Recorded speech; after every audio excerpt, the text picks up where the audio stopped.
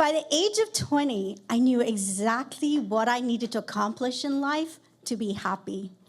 My list was quite small and quite easy.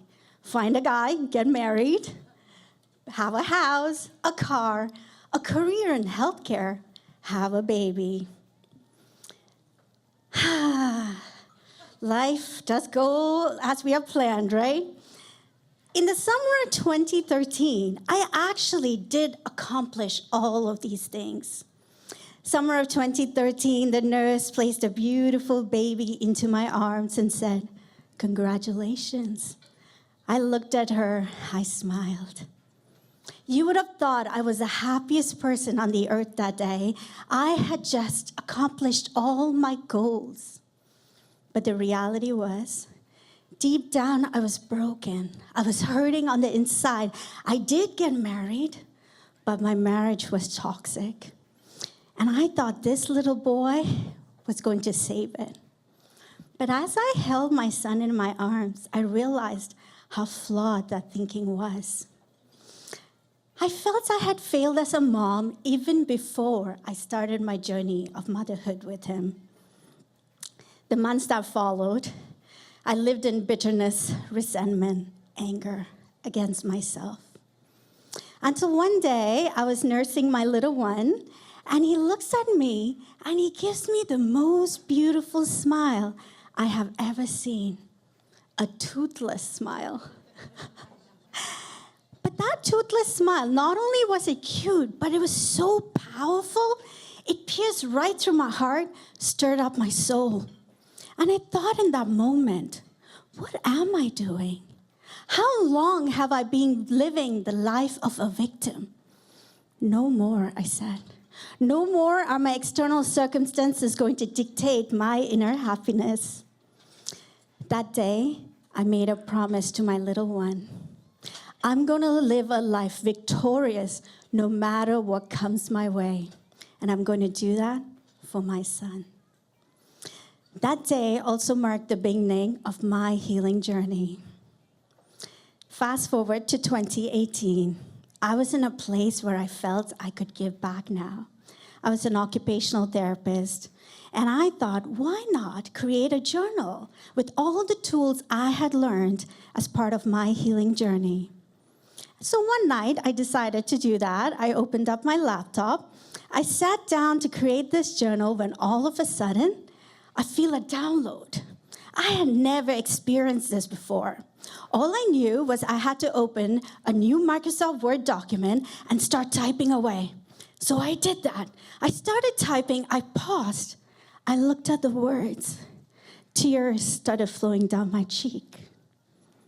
These were the words I wished I had heard from my parents, from my spouse, from society. The words said, "You are enough." I continued typing, a transformational journey into finding your inner happiness and peace. I continued typing away, and that day, I received the entire skeleton of my book. Now, this book also had a 7-step program called Miracle that I had to go on. So the following year, as I'm completing the last chapter of the book, E in Miracle stands for extinguish your pain and move into your purpose. So as I'm starting to type this chapter out, another download. 200 million lives impacted and healed. And a little quiet voice, you will be starting a company called Reviving Minds. I shut down the laptop and started laughing. I was an immigrant woman with an accent. I didn't want to be seen or heard. I believed in camouflaging with my surroundings. So I was sure God had the wrong person for this job. So the next day, I sat in meditation. Meditation had become part of my lifestyle by now. But there was something different about this time. This time, when I closed my eyes, I started to see a vision. In the vision, I see a huge boulder.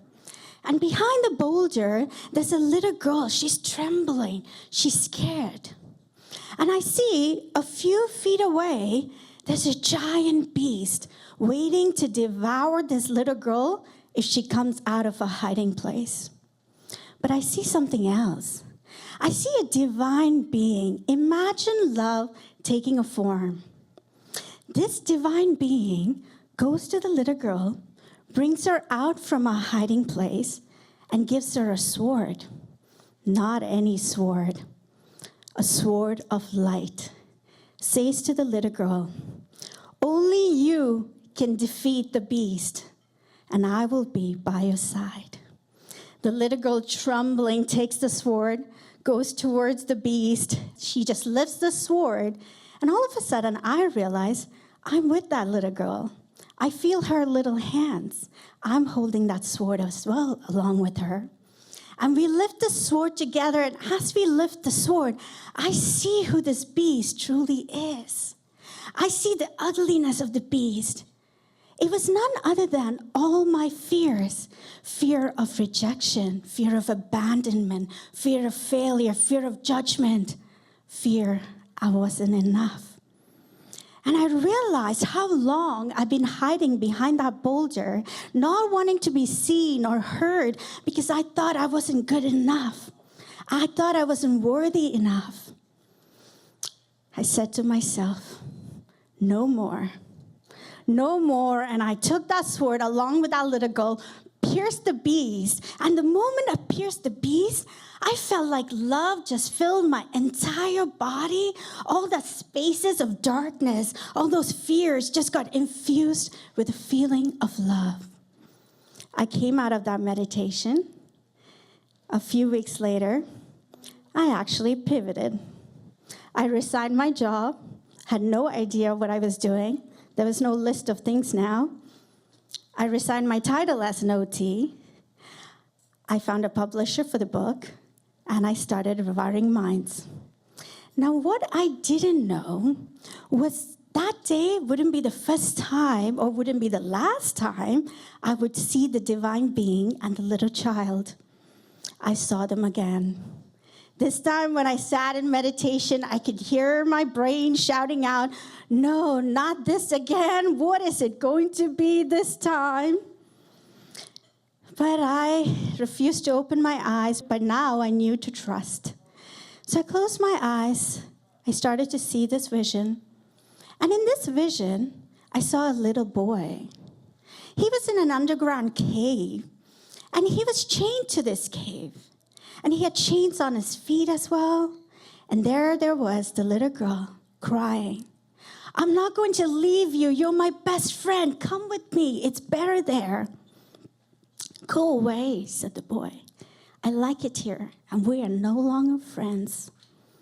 The little girl starts crying in that underground cave. And once again, the divine being comes to the little girl, takes her hand, says to her, this boy is not your responsibility anymore. I will take care of him. Takes the little girl up the steps, out of the cave, into the light. When I came out of that meditation, I realized how long or how many years I wasted thinking healing was about taking care of others, about rescuing others. But what I realized, healing is about saving yourself first. That day, I came out of the meditation and I knew what I needed to do. I got to get out of my marriage, which I never had the courage to do. And I got to get out of it not feeling guilty. That was the big one. And as I was going through the divorce process this time, I remembered my son and how I wanted to be the best mom for him. I remembered how I am not going to be the reason he's going to be struggling in life. So once again, something happened during this pivot. Another book. A book for kids whose parents are going through divorce. So they can understand that they are loved, that this divorce or any divorce is not their fault. And so I got my next download, and I ended up publishing a book, which first helped my son, and later now helps a lot of other kids whose families are going through divorce. You see, pivoting taught me that pivots in our life is not there to destroy us. It is there in our life so we can step into who we truly are. That is what pivot is all about. Pivot shows us that we are enough. We are all valuable, and we are here with a divine purpose. So I want to leave you with this. Where in your life today are you being called to pivot? Are you stuck in fear? Or are you ready to step into your greatness? Only you can make that choice. Thank you.